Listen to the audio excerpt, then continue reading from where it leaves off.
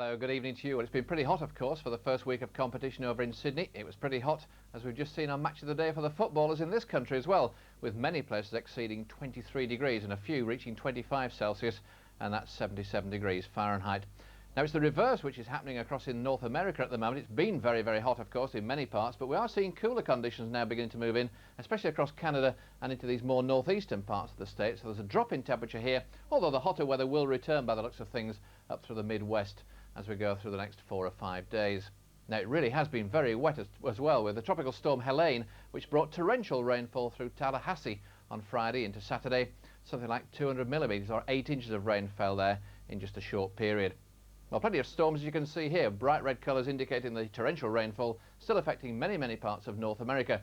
But the good news is that high pressure is beginning to move in from the west, and with this high pressure we're going to see quieter weather, especially up around the north, close to the Great Lakes. And of course on Sunday we've got the 15th of the 17th Grand Prix, and it's going to be a pretty good day, I think. A bit on the cool side perhaps, but there should be some spells of sunshine, and it should stay dry as well over there in Indianapolis.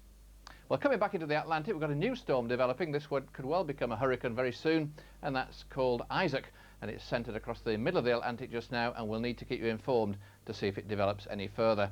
But back into Europe, it's also been quite stormy in the east around the Black Sea during the day, and we've seen a number of storms gathering during the day as well, down across North Africa, notably through Algeria. And of course we've seen these storms brewing up, some heavy rainfall pushing up from the south into Northern Ireland over the past few hours.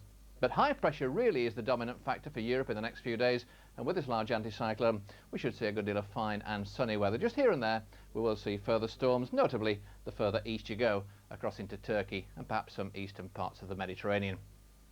Well, back home then, this is the dominating factor as far as we're concerned, this area of low pressure, and this weather system is going to swing northeastwards up across the country in the next 24 hours. And quite frankly, with low pressure anchored to the northwest of the country for quite some time now, and high pressure up there across Scandinavia, it does mean to say that the wettest weather will remain in northern and western parts of the UK, and as these systems bump into the high pressure, they will weaken with time as they keep coming in across from the west.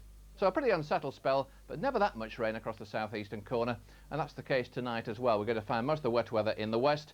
It'll be another pretty warm day on the eastern side of the country on Sunday, up to 21 to 23 degrees here. The strongest winds then pushing further north once again up across northern Scotland for a time. That's how the day will start then, with some sunshine around in central and eastern parts, but some pretty wet weather in the west there, the odd rumble of thunder, and we'll find these thundery bursts of rain gradually moving eastwards as the day goes along. But I think the more persistent rain is always likely to be across the northern half of the UK. Splashes of rain certainly getting across East Anglia and the southeast later on, and more rain for the southwest of the country as we go through the day on Monday. That's it from me. Good night.